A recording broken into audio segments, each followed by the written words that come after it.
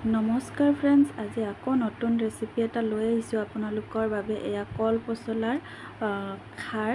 আহকচোন মই কল পচলাৰ খাৰটো কেনেকৈ প্ৰস্তুত কৰোঁ চাওঁ। এয়া কল পচলা লৈ লৈছোঁ, কোমল অংশখিনি এনেধৰণেৰে মানে পাতল পাতলকৈ কাটি লৈছোঁ। এয়া গোটেইখিনি দেখাই নাই থকা, যিহেতু ভিডিঅ'টো বেছি লং হৈ যায়, আৰু গোটেইখিনি কাটিলৈ মই দেখাই দিছোঁ কি ধৰণে মই কাটিছোঁ। আৰু কাটা হোৱাৰ পিছত এয়া নিমখ পানীত মই তিয়াই দিছোঁ, আৰু এটা আলু কাটি দিছোঁ। তাৰপিছত কেৰাহী এখনত মই গৰম কৰি পেলাই তেল দি দিছোঁ। এয়া তেল মই যিহেতু কমকৈ ব্যৱহাৰ কৰোঁ, এয়া কমকৈ দিছোঁ। আৰু শুকান জলকীয়া দুটা মই ইয়াতে দি দিছোঁ, পাঁচফোৰণ দি দিছোঁ। পাঁচফোৰণ ফুটাই দিলে খাৰত ভাল লাগে। আৰু খাৰত যিহেতু পিঁয়াজ চিয়াজ ইউজ নকৰোঁ, আৰু তেজপাত নৰসিংহৰ পাত দি দিছোঁ। আৰু এয়া তিয়াই থোৱা কল পচলাখিনিও ইয়াতে দি দিছোঁ। এতিয়া এইখিনি অলপ দেৰি ভাজিম। সোৱাদ অনুযায়ী ইয়াতে নিমখ মই দি দিছোঁ, গতিকে এইখিনি মই এতিয়া ভাজিম। আৰু হালধি ব্যৱহাৰ নকৰোঁ, হালধি দিলে খাৰৰ যিটো সোৱাদ সেইটো নাইকিয়া হৈ যায়, সেয়েহে।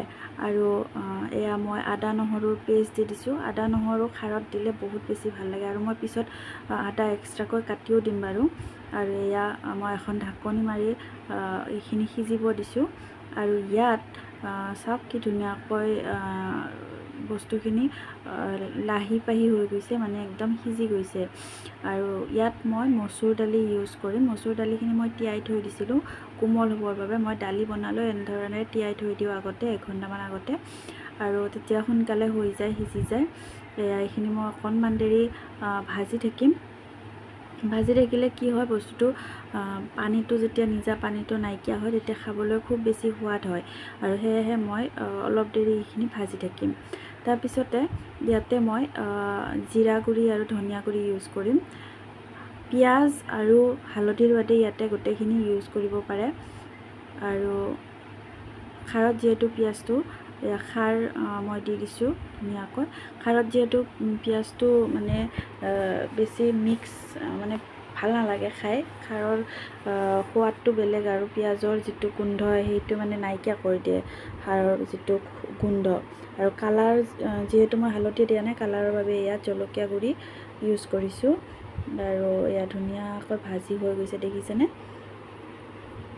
এতিয়া মই ইয়াতে পানী দিম। উতলা গৰম পানী দি দিব পাৰে।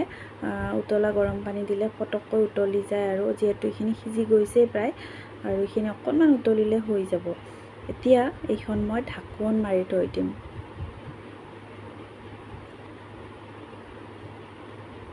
তাৰপিছত ঢাকনিখন গুচাই দিলোঁ। চাওক কি ধুনীয়া হৈছে, আৰু খাৰৰ কালাৰটো ধুনীয়া হৈ আহিছে, আৰু গোন্ধটো যে খুব ধুনীয়া হৈছে। আৰু ইয়াত মই দুটা বস্তু ইউজ কৰিম, কেঁচা মিঠাতেল।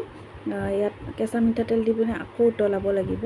আৰু মিহি মিহিকৈ কাটি লোৱা আদা, এয়া মিহি মিহিকৈ মই কাটি লৈছোঁ, আদা দি দিছোঁ।